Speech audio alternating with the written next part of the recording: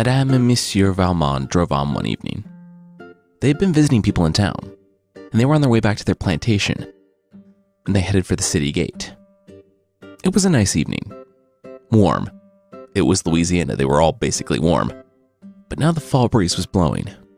The air had a soft chill that told of a cool night to come. Madame Valmont hugged her husband close as he drove the carriage. Looking back, years later, she didn't know how she'd heard it. The horses were galloping, the frogs croaking, and the carriage creaking. She didn't know how she heard the cries above it all. But she had. When they passed through the gate, she'd spun around instinctively. That's when Madame Valmont saw her. She screamed out for her husband to stop the carriage, and he pulled back on the reins. Madame Valmont was out of the carriage before it even came to a complete stop. The husband didn't need to ask why. When he stopped the carriage, he could hear her too.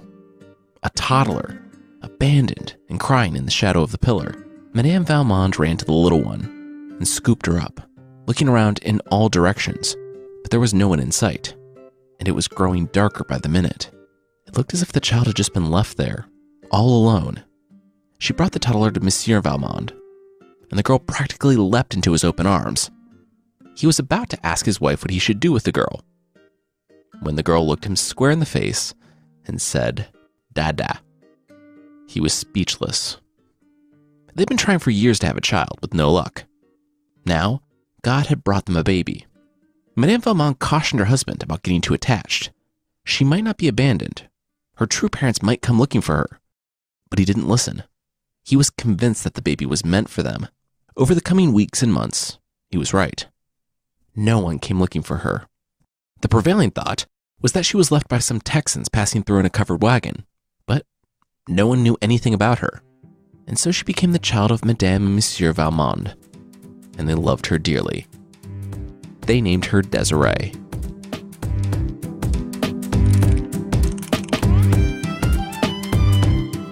I'm Jason Weiser. From Bardic, this is Fictional.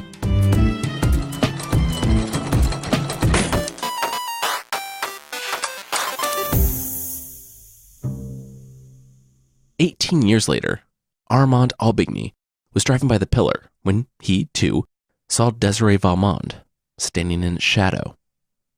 As Madame Valmont had done nearly 2 decades before, Armand stopped abruptly and turned around when he saw her. She blushed and he stammered. She was the daughter of the plantation owners just out of town.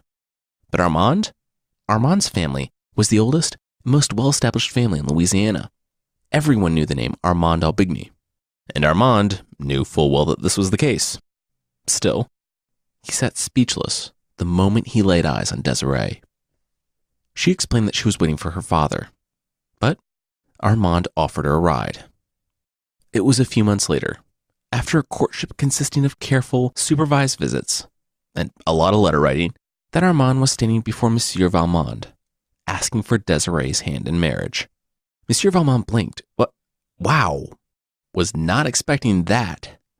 Armand should probably slow down. Armand shot back.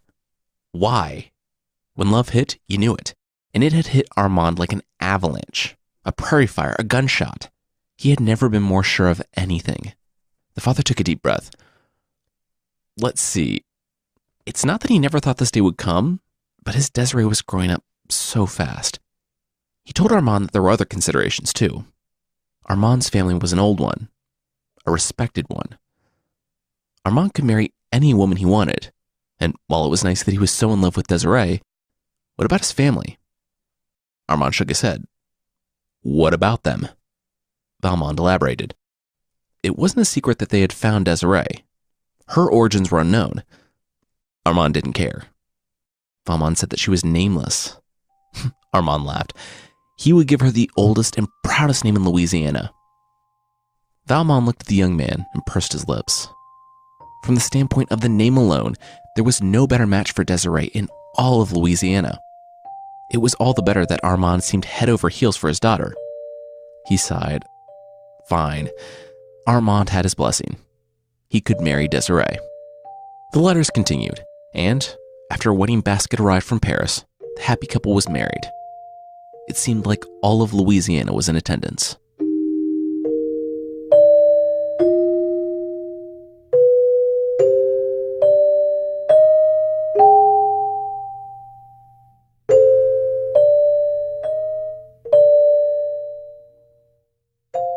It was nearly a year later when Desiree's mother, a very excited Madame Valmont, sat anxiously in a carriage headed to the Aubigny plantation. It had been nearly 4 weeks since she had last seen the baby. This was just after the Louisiana Purchase, where the U.S. bought portions of Louisiana and a large swath of the Plains states, leading all the way up to Montana. They purchased it from France for about 300 million modern dollars and the alleviation of some war debts.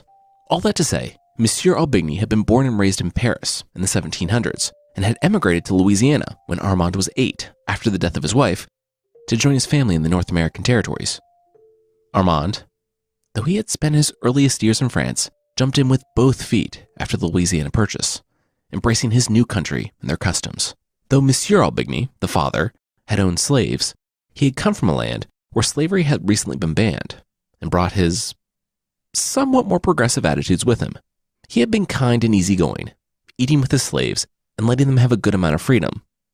In his opinion, yes, they were still slaves, but that didn't mean he didn't treat them with respect.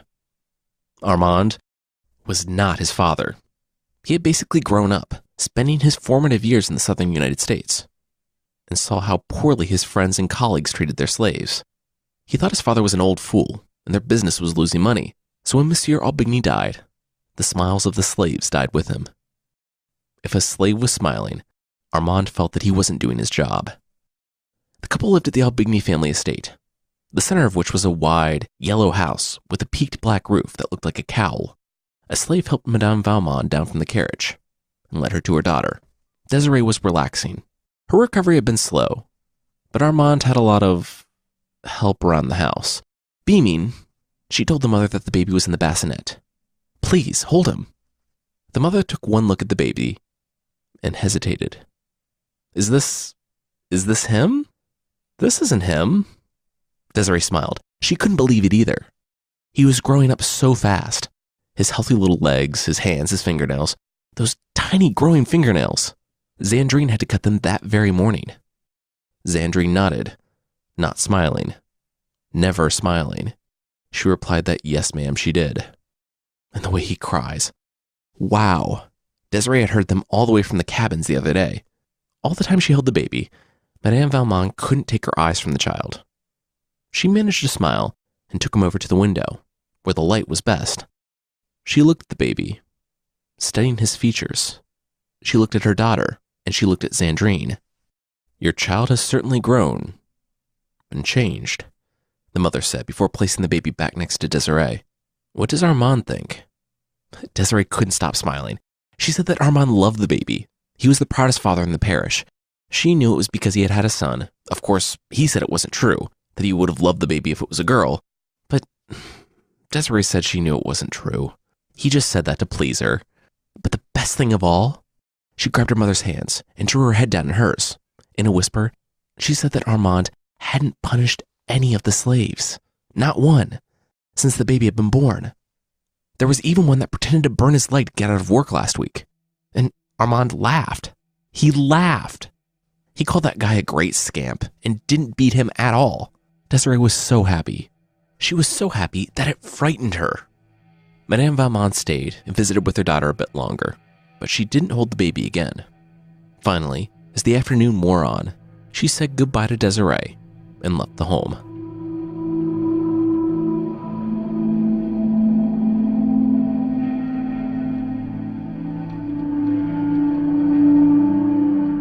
When he frowned, she trembled, but when he smiled, there was no greater gift from God. The first time he snapped at a slave after the baby had been born, Desiree pretended it wasn't happening. She liked this new, peaceful Armand. Marriage had begun the work of softening him, but the baby boy had changed him. He was kind now. He was happy. But soon after, the shouts became more and more frequent. He never shouted at her, but there was something that hung in the air between them. Something had changed. Desiree had recovered from childbirth, and the first couple of times they went into town, Armand was proud to show off his baby boy, his son, the heir to his name and his family's honor.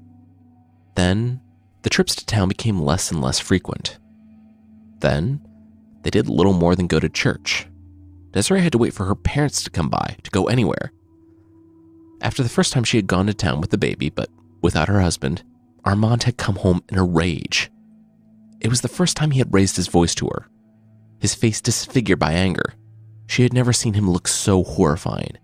She was never to bring that baby into town without him again, he told her. Period. By the time the baby was 3 months old, she knew something was wrong. Her husband, when he was home, almost refused to look at her. He never held his baby anymore. He didn't give any excuse for why he wasn't home or wasn't even looking at his wife, and she was too afraid of his response to ask. It was like the devil had entered into him in his dealings with the slaves, too. Whatever he wasn't saying to her, he was taking out on them. She could hear the whips cracking. It wasn't just the adults either. It was the children, too.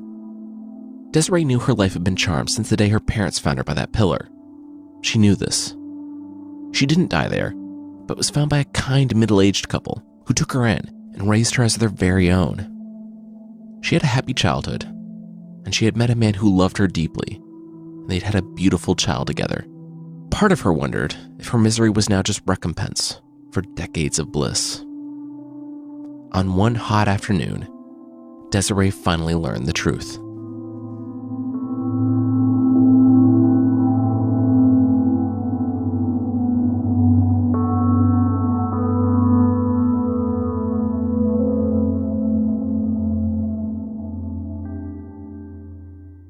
We'll see what's going on with Desiree and Armand, but that will be right after this. If you ask me, a great teacher makes all the difference. So picture this: learning cooking from Gordon Ramsay, tennis from Serena Williams, or acting from Helen Mirren. Sounds incredible, right? Well, now you can with Masterclass. Masterclass makes one-of-a-kind online classes. And their teachers? They're the best in the world. No, really, they are literally the best in the world at what they do. When I first heard about Masterclass, I was intrigued. From the first few seconds, I knew this was an incredible resource. With over 30 masters from fields like writing, cooking, film, acting, sports, and everything in between, Masterclass gives you beautifully produced and carefully curated online classes, ones like I've never seen before. So whether you're going after your passion, developing a career, or just wanting to learn something new, I can't recommend Masterclass enough. You get access to the best in their craft so that you can master yours. Interested in more than one class? Check out the All Access Pass. With the new All Access Pass, you can unlock every class from over 30 masters, all for the price of 2. Fictional listeners can get the All Access Pass at masterclass.com/fictional. Learn from the best in the world at masterclass.com/fictional. Masterclass.com/fictional. All right, now back to the show.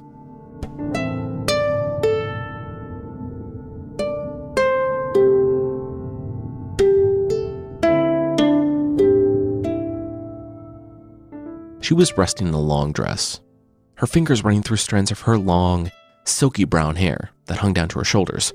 Her baby was asleep mere feet away, stripped down to a cloth diaper in the heat. A few feet beyond that, one of the young boys stood fanning them. He was one of LeBlanche's little boys, one of the younger ones. He couldn't have been more than 6 or 7. He was what they called a quadroon, meaning that of his 2 parents, one of them, LeBlanche, was half black. If you're thinking that, that's actually a really specific amount of detail, and why does it even matter? Well, it was the antebellum South, and unfortunately, it mattered to them. If you want to know just how paranoid they were about this sort of thing, they also had a name for 1/8 black, meaning the person had 1 black great-grandparent, and a name for 1/16 black, meaning the person had 1 black great-great-grandparent. The little boy stood shirtless in the heat as he fanned the mother and baby. Desiree looked down at her baby with a smile, and then up to the young boy with a look of thanks. Then, her eyes lingered. She looked at the young boy fanning them with a peacock feather, and then back to her baby, then back to the boy. She gasped.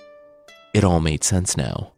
The mist of vague and threatening uncertainty had finally cleared.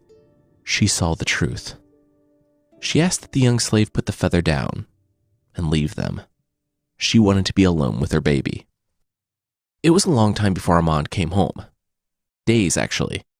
She paced the house at night, waiting for the talk, wondering what it all meant. She tried to put her fears to rest by reading the letters she and her husband had exchanged during the courtship. She read them all. She read even more. It was nearly a week when her husband arrived back home, He might have told her that he had gone on an unscheduled business trip, if he cared enough to put her fears to rest, which he did not. By that time, after days of agony, she was resolute. She took the baby and barked Armand's name. He didn't turn around. She went and grabbed his arm, wrenching him around and forcing him to look at her. She commanded him to look at her, to look at the baby, to tell her what that meant. He seemed to know for months now. It was why he was acting like a monster. The husband pried her hands from his arm and flicked them away. He turned and loomed over her, telling her to look at his skin, look at his hair. The baby wasn't white. Desiree clenched her jaw. It was a baby. It was their baby. It didn't matter. Armand shot back that it was the only thing that mattered. Further, if it wouldn't cause him and his family eternal shame, he would force her out of the house that very instant. Because she knew what this meant, right? It meant that she wasn't white. That she was one of them. Desiree stood firm. So what if she was? Isn't that what he told her father? That her history, her origins, were unknown? And that didn't matter? That he would love her no matter what? She held her arm, forcing him to look at her skin. I mean, if that mattered, she was whiter than he was. He sneered. Of course she was. She was as white as LeBlanche. It wasn't what was said, but what was unsaid that caused her to flee. Desiree rushed to her room and gently laid her baby down. She took out a piece of paper and started a letter. An answer came in the mail a few days later. It was from her parents. She told them of what Armand had said to her, and they told her that they didn't care about any of that. The letter from her mother said, "My own Desiree, come home. Come back to your mother who loves you. Come with your child." Desiree placed the baby in Zedrine's arms and walked to her husband's room, still in her nightgown and slippers. She slammed the letter down on the desk in front of him. He read the line and went back to his work. "Shall I go, Armand?" she managed, after she saw he was too much of a coward to speak to her. "Yes, go." You actually want me to go?" "Yes, I want you to go." He sat there seething. She had brought shame on his home and his name. Armand didn't want to see Desiree again. He wanted her to feel this. He wanted her to hurt. He didn't love her anymore. At this point, he didn't see how he could have ever loved her.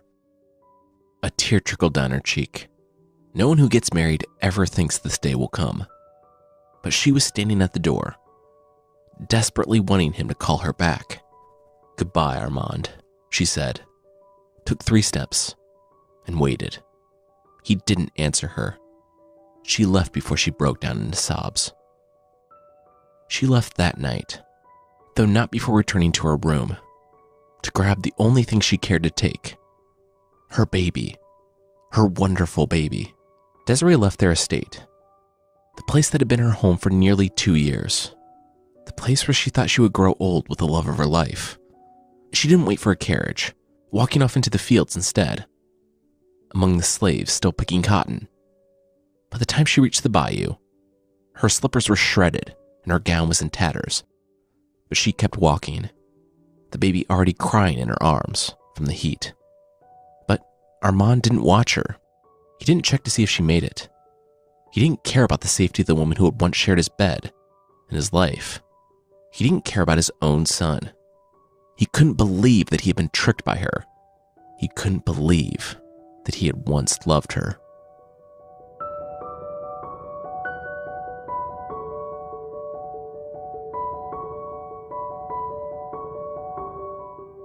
For days, he refused to even enter Desiree's old room.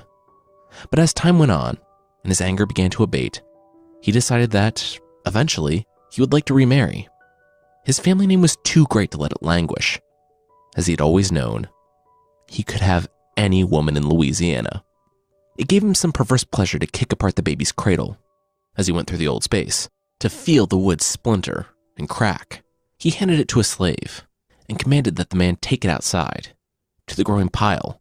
He told them to take it all of Desiree's dresses or trinkets, even the jewelry. He didn't want anything she or that baby had touched in the place where he or his future children would ever be. With that, Armand went and supervised the building of a giant bonfire, and, for several hours, he watched one item after another burn to ash. The more things he burned, the more he felt like himself again, like his life had been purified of her. The items trickled to the bonfire until they came to a stop. Then, one slave addressed Armand. He said that one item remained, but Armand should probably look at it first. Armand rolled his eyes, and the slave led him back to the room that had once been Desiree's. It was all of their letters, scattered in the drawer. Armand clarified that he had told his slaves to burn everything, but the slave corrected him, saying that they were told to burn everything that belonged to Desiree. Some of the letters were his. Armand scoffed. He didn't care about old love letters. Then, his eye lighted on something. It wasn't a letter from him or Desiree. It was a letter from Armand's father. It must have gotten mixed up when Desiree had gone looking for the letters. He popped it open and saw that it was a love letter between his father and mother. He smiled and absent-mindedly told the slave to burn the rest. He stayed in the room going over the letter. Reading of the love of his parents would be like a balm after his own failed marriage. The slave left the room, and Armand kept reading by lamplight. He was confused. It wasn't a love letter after all. Not after the first couple of sentences. It was about Armand. Armand read the first part and then had to read it again. It was about his mother, but wasn't it written by his mother? This didn't make sense. Something didn't add up. He had a sick feeling in the pit of his stomach as he read further.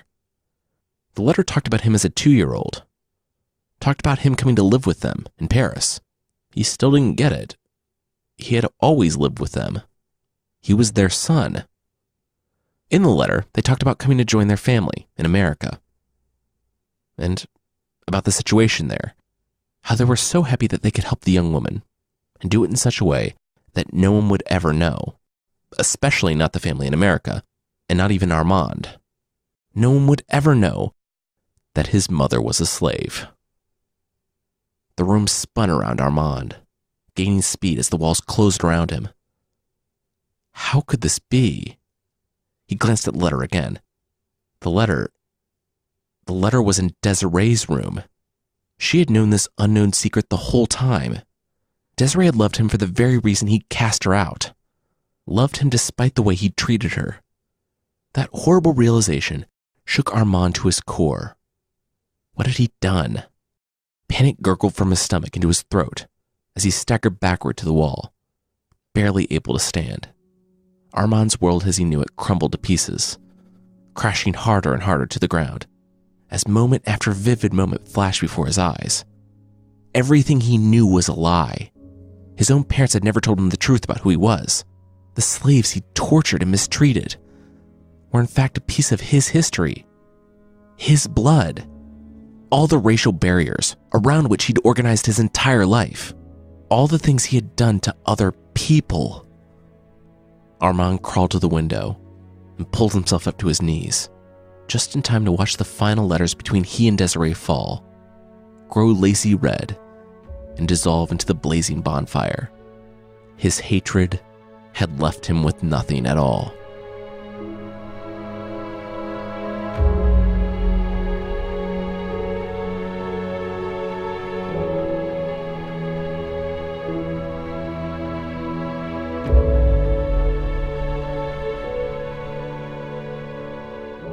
This short story by Kate Chopin draws attention to the extremely destructive nature of racism and gender inequality. Armand's viewpoint, slavery, racism, white supremacy, they are reprehensible. For me, this story highlights the fact that we're all people, all humans, that bring unique qualities to the table. And if Armand had realized that a lot sooner, he might not have lost everything.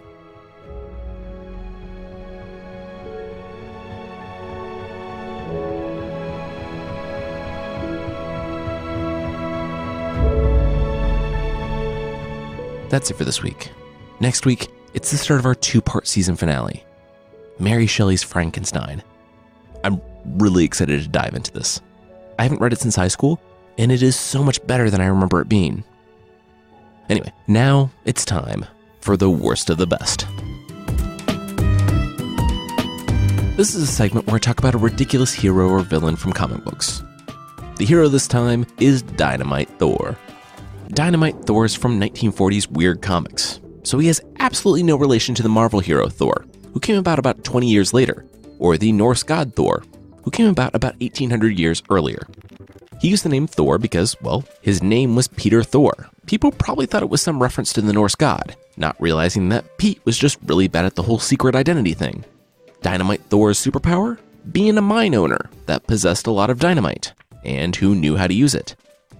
That's it. Oh, and like every action movie ever, Dynamite Thor wasn't consumed by fire from his explosions, but they flung him into the air, so of course, he used them to fly.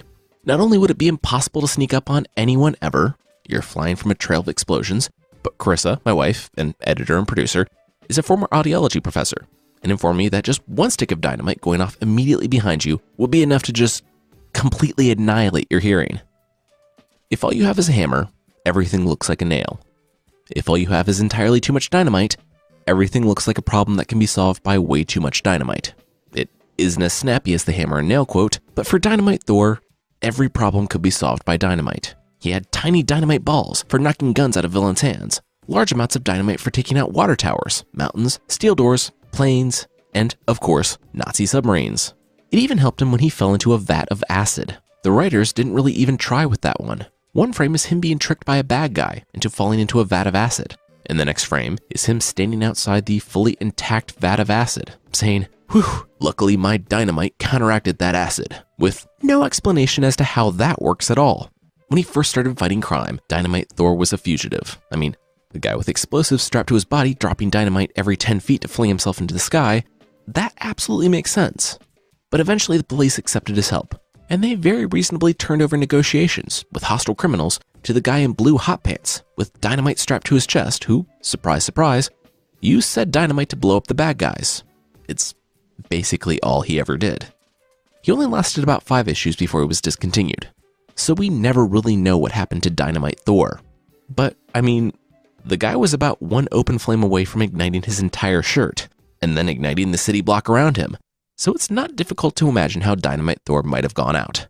That being said, Dynamite Thor, because of mid-20th century copyright laws, is now in the public domain.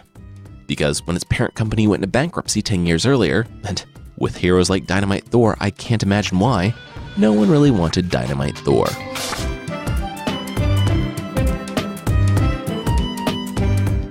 That's it for this time. Today's episode was written by me, Jason Weiser, and edited by Carissa Weiser. Our theme song is by the amazing Breakmaster Cylinder. Thanks so much for listening, and I'll see you next time.